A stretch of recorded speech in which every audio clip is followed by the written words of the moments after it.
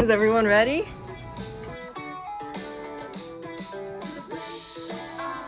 So, how is the coffee?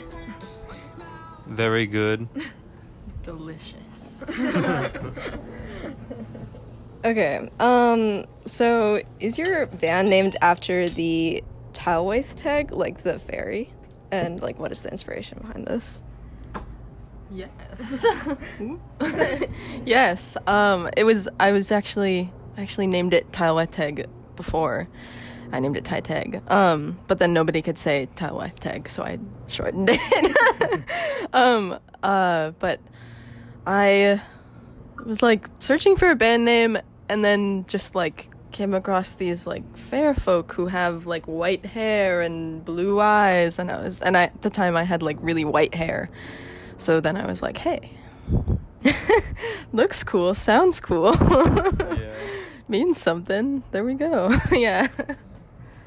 It's funny because like no one ever could pronounce it or spell it, and so when we'd get introduced to shows, it would be like Tillowith or or Tylowith, or it was never right. Oh, we at Battle of the Bands we got like a Tilwillith or something, like it was insane. So, how would you describe your music? And if you could personify your music, what kind of person would it be? Do you have an answer? Like David Byrne. Yeah. Probably like David Byrne, honestly. Yeah. Or I can feel something. I know, me too. But who is it? Maybe like Crispin Glover. It might be like Crispin Glover-esque. Yeah, or I feel like David Byrne's pretty accurate. David like Byrne, the essence of yeah. like him. Right. Not so much like him making music, but just him. Just him, yeah. Like bike rides and such. And positivity. And positivity, yeah. It's like Audrey wore a big old suit, like was standing up, and her name was just David Byrne. Yeah. Ty Teg. Yeah. Basically, yeah. Yeah. Our music would be like this.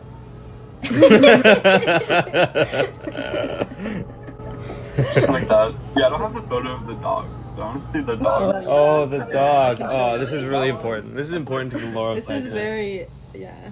This is like It's- the dog. It's so important that it is. Hold on. Personified. It's so Yeah. important that this is my. Show the camera. Oh my god. This dog is very. That is symbolic. Ty Teg. This is Ty Teg.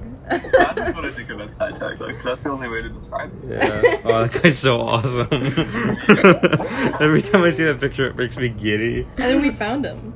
Oh yeah, we found. Oh man, we saw that picture on Twitter. Or I saw it on Twitter because it was like dog with David Lynch hair, and that's what the tweet was. And then I looked for so long for the Instagram account, and we found him. And that dog has a brother who has one eye. Yeah. And they're really cute. They're not blood brothers, but they are like butter brothers. Butters. They're Butters.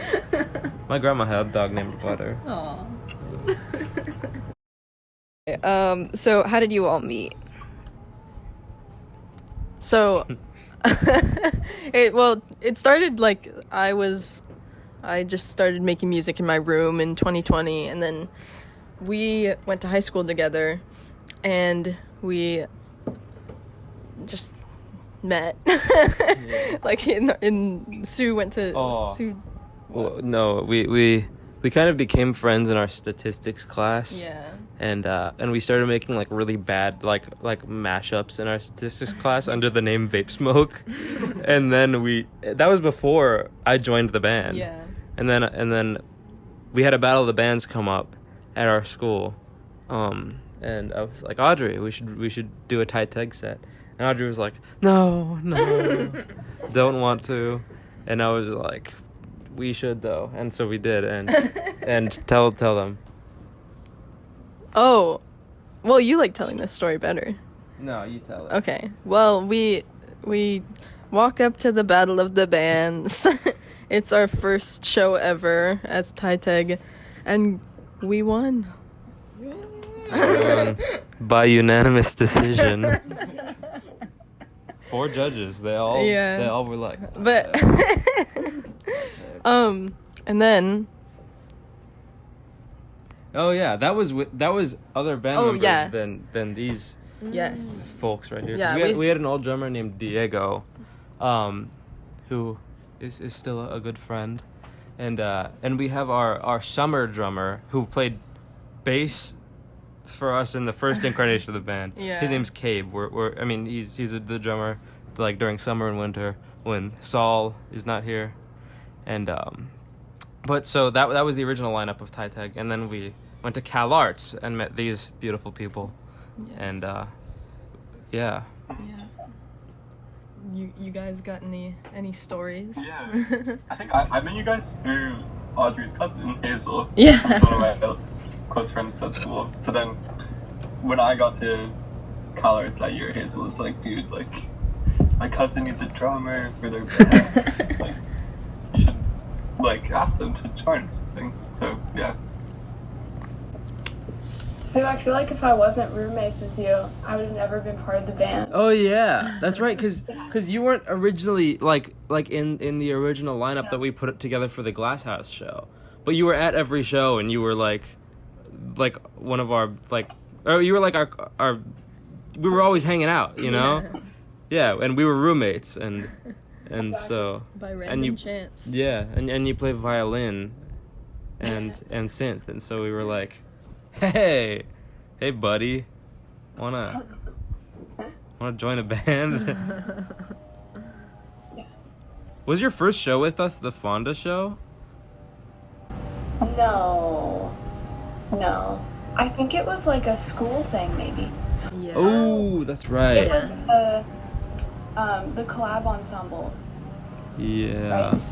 Right. Or the Something something like that. X-pop thing. Yeah. Okay, whatever. How about you, Gene? Oh, man. I remember when we met. Me Oh too. my god. God, but there's like so much stuff like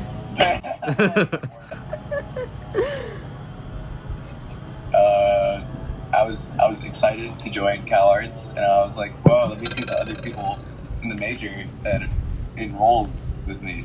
And I started stalking the emails, and I was like, oh, look at these awesome people, Audrey. And I was like, okay, let me lurk them. And I found Ty Teg, and I was like, holy shit, Ty Teg. And then we met in person, and I thought they were awesome people. Yeah. And they needed a bassist, so That's pretty classic, yeah. it was like love at first sight. Yeah. Definitely. I remember we were on the same we were on the same floor of our dorm, and we had like that little dorm meeting at the beginning of the semester, and I was like I was like talking to Kaya. Kaya is Jean's partner. And then I started talking to you a little, but I like knew that you were a bassist, and I was like, "Hey, Jean, we need a bassist," and you just didn't say anything. And then later, Yeah, I remember when we met at orientation. I went up to talk to you, like specifically to ask you, like, "Hey, do you want to be our bassist and also friend?" And you were wearing a garden shirt, yeah. and I was like, "Man, oh, this is our bassist right here and friend." Yes. Anyway, Okay, so I saw you at the Feminine Energy, and it was really amazing. You all have, like, amazing stage presences. What do you enjoy about live performances? what I enjoy most about like Ty Teg live performances is that the songs all sound very different from the recordings, and it's like we get to show a different side of Ty Teg when we perform, and I don't know, just performing live is like it's like I couldn't live without it. I don't know, after we perform as a collective and it sounds awesome and we know that, there's just no feeling that beats that. It really feels special. Yeah, I originally like wasn't that fond of playing live, and then it's kind of grown on me. Yeah, I just like like developing my stage self because it's very different from me day to day, which I feel like everybody, but like, yeah, I don't know. It's fun to like feel the energy go between like you and then a group of people. Yeah, I don't know. What about you guys? I just like playing with my friends. Yeah. It doesn't matter, like performance or practice. It's just fun to play with all of you. Yeah, for sure. Yeah. It's very Yeah, fun. and it's fun like doing it as just like a collective or something. It's like we have to get to the venue together and we have to like fill up a bunch of cars with a lot of stuff and then Yeah. like get there and I don't know, like it's fun to have it be like this like team or something. Yeah, and then we finish the show and we go to Denny's or Yeah. Exactly. That part Yeah. is super fun. It's Also so just fun. like how visceral, maybe on drum specifically or something. It's like I do a lot of like sweating. Like a very visceral experience for me, Yeah. which is I really love, honestly. It's like this outlet of energy that I feel like there's just like a feedback loop between us and like the audience. Or I feel this way, where it's just like this circular momentum of energy, which is nice. It's like, yeah. It always feels like a big adventure, like a journey. Has a whole arc to it, you know? Definitely. A lot. What are each of your favorite songs from your band? Well, my favorite right now is something that's actually unreleased. Did you play it at the show? No, but I think We should though. Oh yeah. Oh, that'd be awesome. It's the one that you played violin on it. I think that's my favorite right now. Maybe also just because it's like newer and it's, I don't know, exciting and unreleased. But but of the released ones, it changes, but right this second, I would say maybe Disappear Here. That's my favorite. Like right now. I might say something different later, but yeah. Could I give 2 songs, please? Okay. So, because I think they showcase 2 very different sides of Ty Teg that I think are both, like, on the opposite sides of the spectrum. The Reason, from the first song from the first EP, that song is, like, super electronic and very, like crazy auto-tune and, like, it's just, like, the gnarliest beat you've ever heard. And that song is so fire, and I wish we would It's play fun that live. live. I wish we'd play that live every show, and we should. But We do, no, we like, play it. mostly. We play it a lot of the time. Yeah, for sure. We haven't like maybe 3 times. No, we haven't been playing it lately. That's true. It's kind of disappeared from the set list. But then also End Up Far Away, which we have been playing a lot lately. End Up Far Away is like super acoustic and beautiful and like, oh, but also like there's like this undertone of like rage, oh, or I don't know. Hey, I don't live in your brain, man, but that's what I'm getting from it. And yeah, those are my 2 favorites: End Up Far Away and The Reason. I gotta go with The Reason too, because it feels like you're in like a factory or like in a machine. It just like sounds mechanical in like a very, I don't know, beautiful way. And the synth part is also like really fun. I just do the same thing the whole time. Like it's the same thing. But What was your favorite live performance and like why, and what was the story behind it? The Fonda. Yeah. Oh, like Would you guys agree?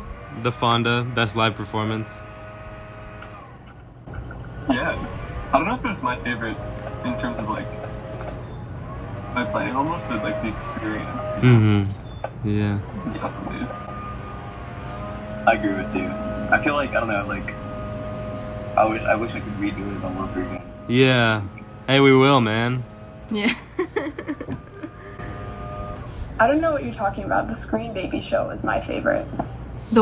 Oh my Screamed. god. Oh god. Oh. Well, hold on. We'll come back to that, but let's talk about the Fonda first. No, the Fonda was so amazing. I yeah. like haven't that one sticks out to me because like I just remember waking up the next morning and like being like, oh my god, We just did that. something just happened. Oh, yeah, because Audrey and I were talking about how badly we want to play at the Fonda.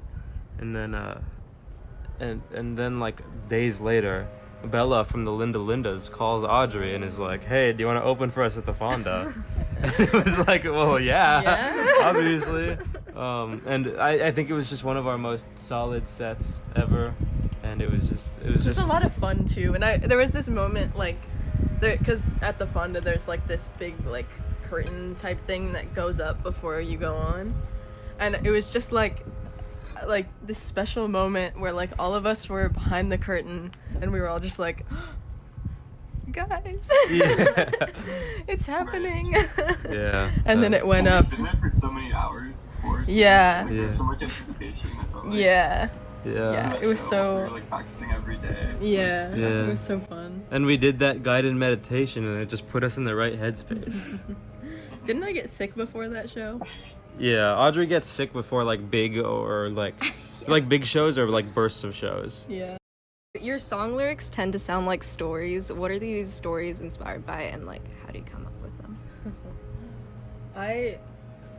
That's funny that you say that, because I think of them more just like, I usually find out like what songs mean after I write them and after I like sit with them for a bit, and while I'm writing them I'm like like I just kind of I don't know, it just kind of flows out of me, and then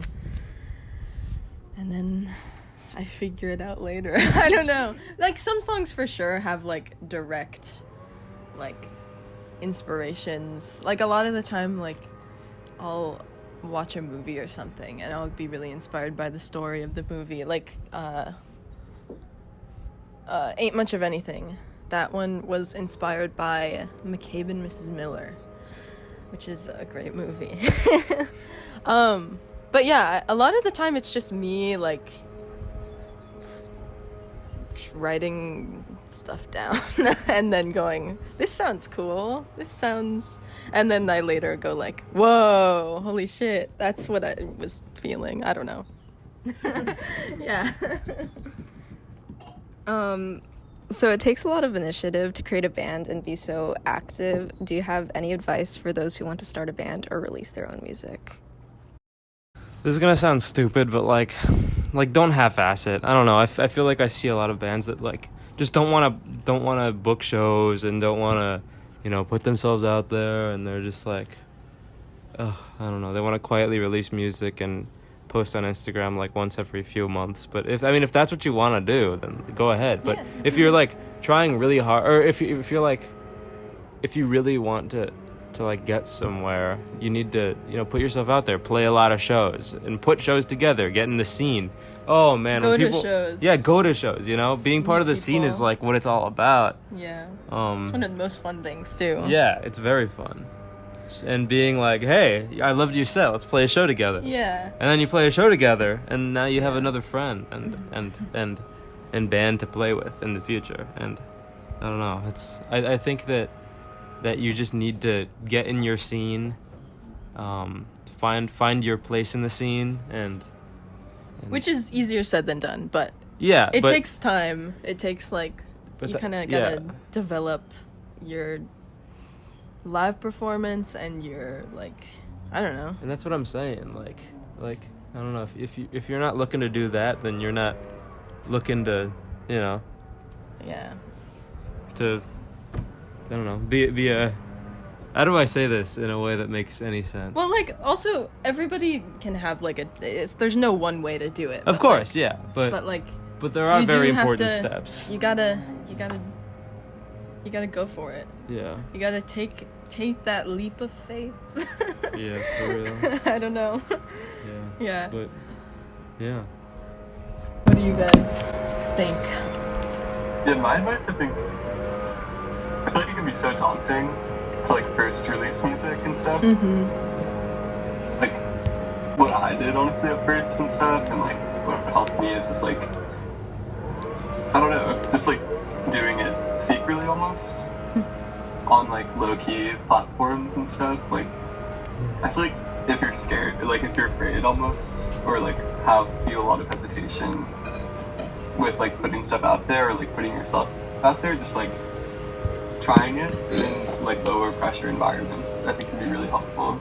Definitely. like get used to how it feels and stuff, and like Yeah. Getting used to like doing it. You know what I mean? Like putting your music on SoundCloud and only telling like a few people or something. Yeah. Like that can like help you get used to like that kind of thing of like putting your work like into the world. And like Yeah. Bandcamp is, I think, a very, very good tool. Yeah, and a lot of the time, I feel like it can be like I was super scared to like perform live, and I was just like, I don't know. It took a while for me to get comfortable on stage, and but like a lot of the fear that I had, it's just like completely gone, and also it was a lot less scary when you're actually doing it and when you actually like release the music and stuff. So just keep that in mind. Yeah, it's not as scary as you think it is, but it can seem that way. Yeah. Give me an interesting fact about another band member.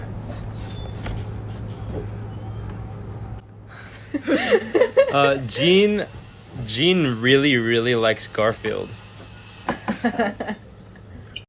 Sue made a cover of All the Dogs Out by The Garden, All the Frogs Out with a German impression, and The Garden liked the post.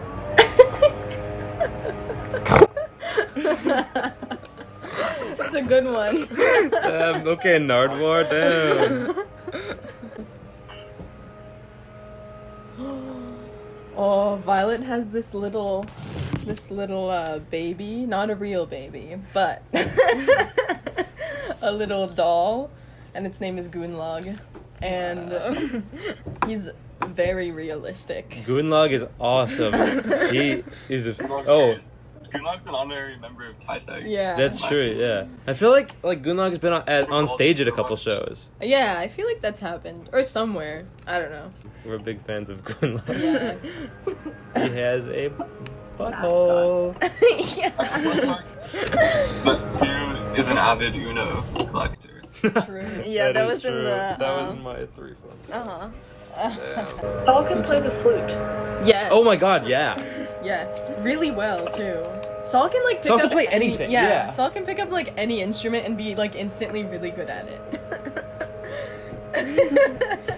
It's true. It's really true. When you were like, I've never played a banjo before, and you picked up like Violet's banjo, and you were like playing bluegrass stuff. It was crazy.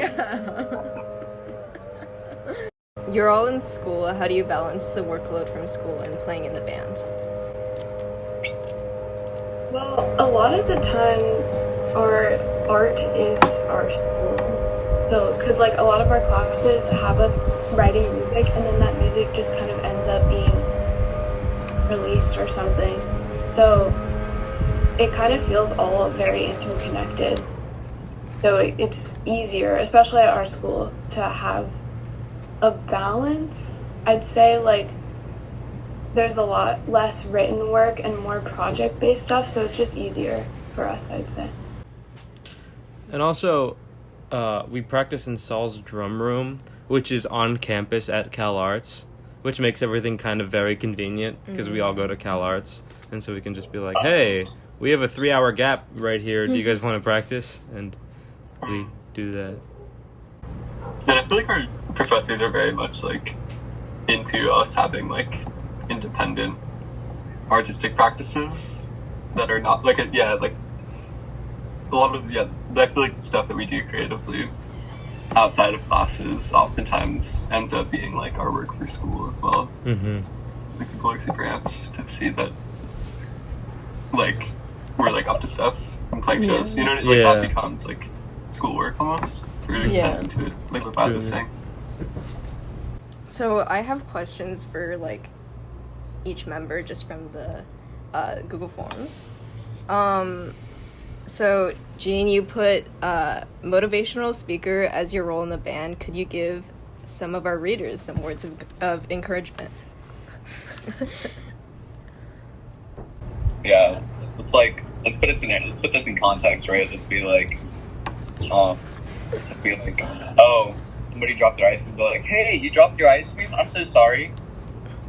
I hope you feel better.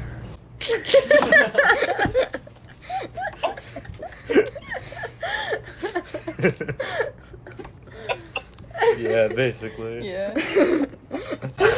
Okay, but also this only works if somebody drops their ice cream. Right. Okay. Otherwise, I'm just basis. So, Audrey, what was your roller derby name, and what was the inspiration behind that? It was Boss Odds. I came up with it when I was actually my parents came up with it when I was eight. And it's a Dukes of Hazzard reference, which I've never seen. And Boss Hogs, Boss Odds, Audrey. There you go. Wow. I used to do roller derby. Oh, too. really? Yeah. What was your name? Spider. Nice. Wait, where'd you do it? I forgot that it was a long time ago. Yeah. Did you do? Was it? Yeah. Was it Bank Track? Did we do it together, or I did it for like a while. it was probably at the same place? Yeah. I Wow. can't It was like that remember. warehouse had a bank track and like a flat track also. Yeah. Okay. Yeah. Hey, we did derby together. Oh, this was from Audrey's last derby game, Yeah. and I was Wow. crying. And I Oh. was so very sad, and you were so sad. Yeah. But everything was also very happy.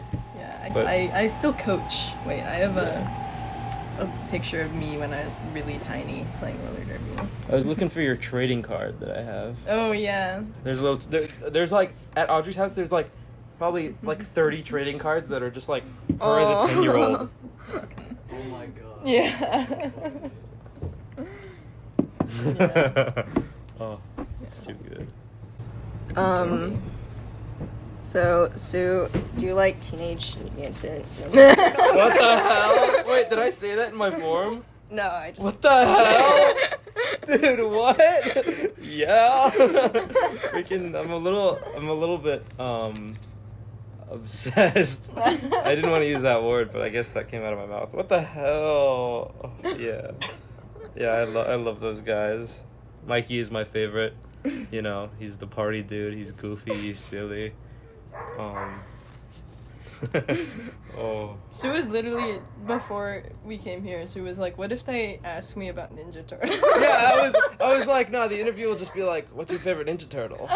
Because Audrey was like, Audrey, what did you say? You were like, you said you were like kind of nervous to be interviewed or like something Oh like yeah, that. I'm just not. Yeah. Yeah, and I was like, no, it'll be easy. They'll just ask us our favorite Ninja Turtle. Yeah. Oh man, that's an awesome question. And I think in my form I also put that I'm pretty proficient with the nunchucks, which I am. Was that inspired by the Turtles? Kinda. I mean, I did kung fu for a long time, and I learned it there, and I just kind of still have the muscle memory, and I still practice. And but I think choosing nunchucks was definitely, an inspiration that I took from Michelangelo.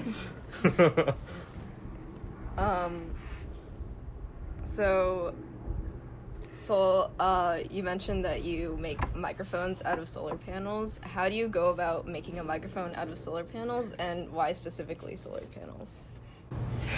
I kind of just said that, honestly, because the same day I did the forum was the first day I ever did that. And I was, excited about it. But it's really easy. All you have to do is take a solar panel. There's a negative and a positive lead coming off of it.